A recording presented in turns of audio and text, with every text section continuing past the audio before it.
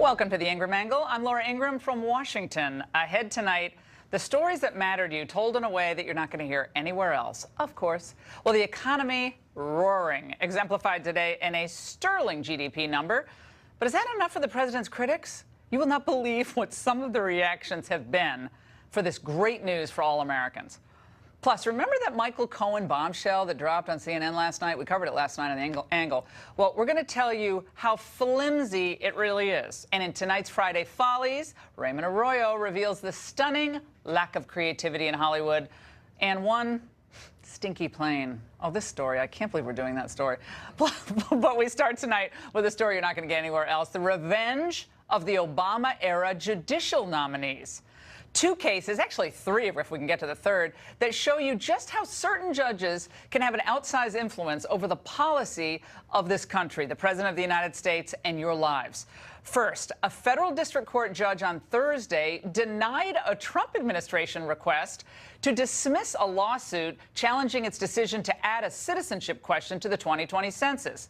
A policy, by the way, that is completely constitutional, completely sound. Judge Jesse Furman from the U.S. District Court for the Southern District of New York, a Barack Obama appointee, said that the challengers had successfully proven that there is, quote, a heightened risk in the current political climate of a lower response rate due to the president's, quote, anti-immigrant rhetoric. I kid you not. That's not a pundit. That's a judge. That's not all. A federal judge in Portland, Oregon, has ruled that allowing a transgender high school student in an Oregon school district to use the boys' locker room and restrooms does not violate the privacy rights of other students who may object to sharing that space. U.S. District Judge Marco Hernandez, you guessed it, also an Obama appointee, threw out the lawsuit filed by Parents for Privacy. They wanted this group called Parents for Privacy in Dallas, and saying the ruling, if the parents are upset, well, they can, quote, just remove their children from Dallas High School if they disapprove of the transgender student access to these facilities. Oh, thanks. Well, to discuss this trend of the politicized judiciary totally run amok, let's bring in two top attorneys. Harmeet Dillon is a civil rights attorney and an RNC committeewoman from California, and Scott Bolden, chair of the National Bar Association Political Action Committee. I'm lonely in here without either of you, but I'm going to have to make do. Scott, you're usually here, dude. You're not here. Come on. All right, let's start with you, Harmeet, on this citizenship question on the census. Up until 1950, we did have that question on the census, and the census changes, and we didn't ask that question. But tell us about the posture of this case and this particular judge, Jesse Furman.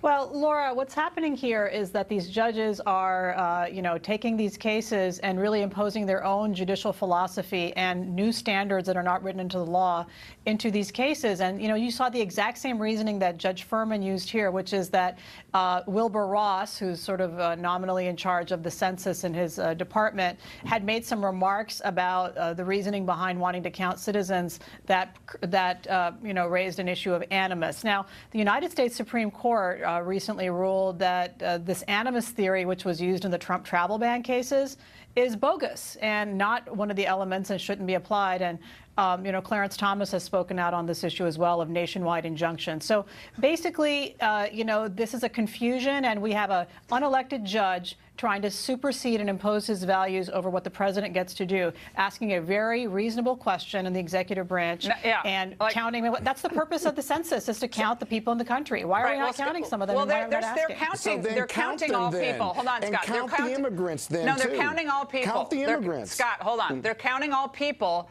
but there's also a question about whether you're a citizen or not. Now, what's the problem with answering the question? Well, I don't understand that. What is the possible constitutional argument here? Well, because it's racially offensive, first of all. Well, how is it to do with race? It's whether you're a citizen. Well, because it's directed at brown people and black people who are coming across that southern border. Of course it is. How is it directed at brown people? It's directed at all people in the country. You ask a question. I get asked the question. Raymond gets asked the question. You get asked the question. Racist tweets about immigrants. When you couple that with Donald Trump's tweets about illegal immigrants, regardless of the Supreme Court, the judge has taken that into consideration. And by the way, can I just say this? That case wasn't just rested on discrimination issues. The APA was violated. The court found that despite the advisory committees as well as staff ruling against it or recommending against it, Wilbur took on it upon his own to put it in place. The case isn't over, by the way. They just got passed a motion to dismiss, so it's not the final decision. It's not political. It isn't the final decision. The law. Right. But to say that it's racial, you politicize every legal decision you don't agree with. No, but Scott, now you're saying a question asked of all people is racist. All because Americans would have to answer it has a racist, That's it has a unbelievable disparate to me. impact. You're a smart guy. It may not be racist, but it has a racially disparate impact because it's directed to people. It's absurd. To Mexican immigrants and brown and black people. All right, we got to move on. We got another case. This is interesting out of Portland, Oregon. It's involving transgender bathrooms.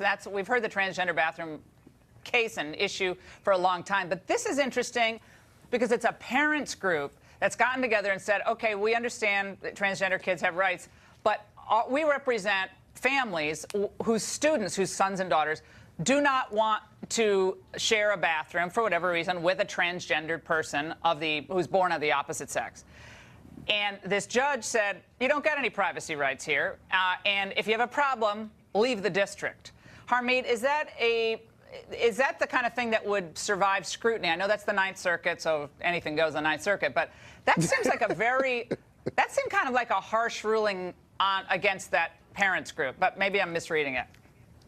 No, I agree with you, Laura. I think it's harsh and it's wrong. Now, obviously, transgender students who I think, may need, a number of supports and medical support they have rights, obviously, but the vast majority of the students are not transgender, and they have rights too, including their privacy rights. And, people who are transgender in their youth, they may switch back and forth. The specter has been raised, which I think is a real one, of people abusing this transgender labeling and electing it in order to, peep and get into the girls' bathrooms. It's not really, appropriate to only look at one side or the other. And I can tell you, in girls' locker rooms, we've been there, Laura. I mean, everything is showing, and it's not really something that you want as a teenager to have a guy looking at your body, I'm sorry to say. I didn't like other people. Any girls looking at my body, I was like, I don't like anyone. I was like covered in a towel. I was one of those shy people. It's true. But it's a slap in the face for the judge to say that the taxpayer, the parents are taxpayers.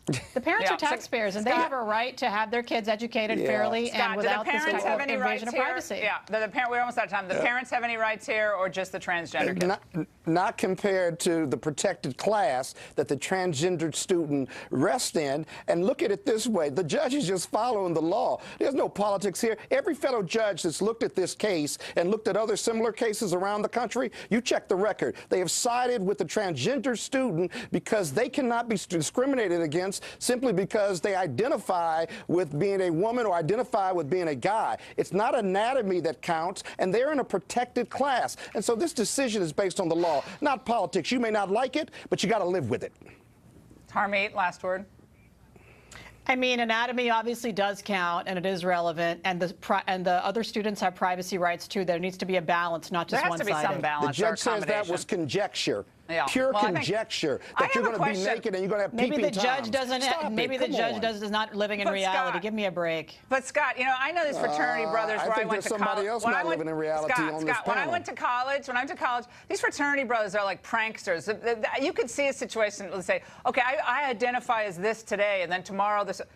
These people playing jokes all the time too. So that's a serious matter. Issue. But then there are pranksters out there who will take advantage of it. I don't think you and your guests take it seriously. The plight of these young people who identify with a different gender. It's serious. They're in a protected class. Scott, I have friends who are transgender. I resent that. I got to tell you. Read the research of Dr. Paul McHugh if you want to know what serious is. All right, we're out of time. By the way, I want to say to Harmeet. I read the opinions of both of these cases, and the opinions are accurate and based on law. He's a medical doctor, studied it for decades. Harmeet, I want to congratulate you on the Ninth Circuit ruling that your case, your civil rights case against those people who beat up those Trump supporters, you've represented them, and you've done it pretty much pro bono the whole way. The Ninth Circuit said your case can go forward. We're going to be watching that very closely. You had a great argument. Congratulations on that. And thanks to both of you for being here tonight. And another bombshell, by the way. that was really nothing. CNN's reporting last night surrounding Trump's reported foreknowledge of the 2016 Trump Tower meeting rests on the shoulders of one man, Michael Cohen. Well, you may remember what the media thought of him, right? It's a group of scumbags like Michael Cohen sitting around in cahoots with each other. Michael Cohen, the goon that he is, if he's serious about becoming president, he's got to get rid of the goons. Michael Cohen does him absolutely no favors. This guy is a thug with a law degree and a billionaire boss. He shouldn't be a lawyer. That's not the way you communicate. You don't go to law school to act like a thug. So, a thug, then you don't really take what a thug says to heart, right? Well, the media would have some questions about his reliability, his credibility. No, because what he says now is got to be right. If he is willing to talk to Robert Mueller, which sources say that he is that a game changer? Michael Cohen talking to Robert Mueller, isn't he a gold mine? This is collusion. This is an attempt, this is a fraud on the American people. If this is true, this is collusion. They are colluding with a secret Kremlin plot. I mean, this is it. This is the ball game right here. Wile E. Coyote almost has the Roadrunner, Acme TNT. They're going to... Oh, my goodness. We have a lot to get to. With two of my favorite people, could this really be enough to get the president this time? Here to react, investigative reporter Sarah Carter and the Federalist Molly Hemingway, both are Fox News contributors. Molly. Yeah, it is interesting. People on this story, day after day, month after month, year after year, think they've finally found the thing that is going to bring Donald Trump down. And the idea that Michael Cohen is the linchpin to the entire case and that everything's going to crumble is fascinating that people would cling to that.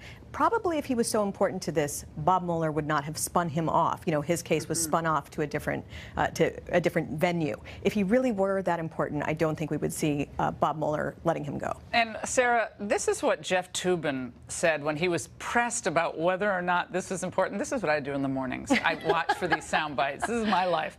We have to watch this in your reaction. Is Michael Cohen telling the truth about this? But if he is, then what is President Trump guilty of? The question is, did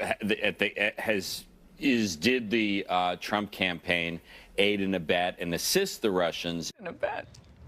We edited something, but aid and abet. They said, well, Mueller has charged. He actually said Mueller has charged a conspiracy. He actually used those words, but it's like, because he doesn't know, figure it out. Yeah, they don't even know what to say. God bless Jeff Toobin. I like him, but come on. They should have just said, "Can I buy a vowel?" I have no idea why this is important. Well, they don't even know what to say. And I was doing the same thing today. I thought, what is CNN talking about? I mean, there's so much news all across the globe, and all CNN could do was talk about Cohen. Over and over and over again. They were pounding this. Cohen's got to be right. Now he has information that, you know, maybe President Trump, but they called him Donald. They refused to call him President Trump. Do you notice that? Yeah. They disrespect even the fact that he's the president. They say Donald must have known about this meeting with Natalia Veselnitskaya and Don Jr. and these Russians, and they were trying to get information from the Russians. Well, it's something Molly and I talk about frequently. We were talking about it just before we came in to see you. Look, if Donald Trump Jr. went to that meeting, and even if they were going to offer him something, why don't we just go back to Hillary Clinton and the DNC actually paying for a dossier. A foreign spy from Great Britain to collect information from the Russians to spread disinformation. I think this is a really important point. If you truly think that there is something very nefarious about collecting information, I mean, the whole point here is that if Trump knew, then we're going to bring him down because he's colluding with Russians. If you believe that, then you should have a really serious problem with Hillary Clinton and the DNC secretly buying and paying for an operation where you hire a foreign spy, and then he, according to his own claims, sourced that to the Kremlin. He says he got his information from Kremlin operatives. So if you think this is a really horrible thing, you should probably be more concerned about that dossier. And this week we learned that that dossier wasn't just used by the Clinton campaign. That's right. It was actually weaponized by the federal government and used to spy on an American citizen. Part of a large campaign of surveillance. Remember when civil libertarians and a lot of these people on the media used to care about Big Brother's spying on us, Big Brother's looking. Now suddenly anything goes. If an intel agent or an intel agency says something, It's sacrosanct. It can never be questioned. Sacrosanct to the point, Laura, that they omitted information in the FISA that showed that even Christopher Steele himself, one, was biased, because we know Bruce Orr's testimony proves that. And he worked for the Department of Justice and was demoted twice. And his wife worked for, Nellie Orr worked for Fusion GPS. And not only that, Christopher Steele himself couldn't even verify the information he was collecting from the Russians. But okay, we're going to believe it. We're going to open a FISA warrant investigation on Carter Page. We're going to spy on President Trump. And then we're going to drag the entire administration for more than a year and a half into this mess with Robert Mueller. This is Cohen from 2017. He said in a tweet, "I'm so proud of Donald Trump Jr. for being open, honest, and transparent to the American people. This nonsense needs to stop." That was after the issue with the meeting came out initially. And Cohen, by his own admission, says he has no evidence to support his own claim. You have a lot of people who say otherwise. But again, this points to the actual issue of Cohen's credibility. Let's say he is the most honest, truth-telling person. Who cares if he knew? Well, the point being that the entire case of the Russia collusion hinges on him going to Prague to secretly conspire with the Russians. He says he didn't go. He's repeatedly said he hasn't gone. He said that under oath. So if he's a brave truth teller, and he denies this central claim that underpins the entire Russia collusion theory, how come that didn't matter? But now it matters because somehow something he said might somehow be used to somehow Molly's right on the point with that. Molly's right on point with that. Do either of you find it curious that no one in the sort of more mainstream press does any serious reporting on this? Like serious reporting on Mueller, on what's taking so long, on why this attorney-client privilege material is dripping out, Lanny Davis's past associations, the countries and the foreign entities that he's represented over the years. Tony Podesta.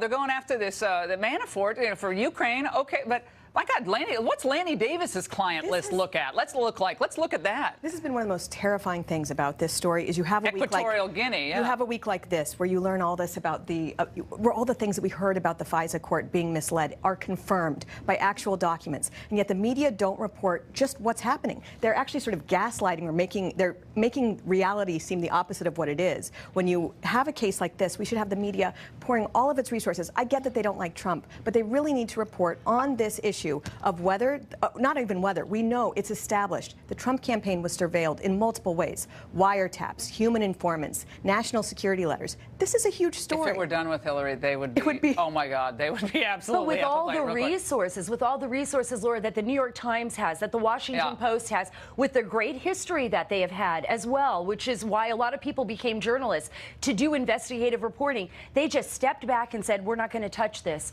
We're going to let our narrative roll because we came up with the narrative. The Amazon Post, guys, the Amazon Post is dedicated to one thing: getting Trump out of office. They want to recreate their old glory days of, the big anniversary of starting the impeachment. That's today. right. It's about impeachment. It's getting him out of office. They want a Pulitzer Prize for that reporting. They're not going to report on the other stuff. It's great to have you both in studio. Thanks so much for being here. And Trump defies the critics yet again. The GDP report, wow, just latest example that the economy, you bet, is roaring back to life under this president. So why isn't the media, they're not cheering the results?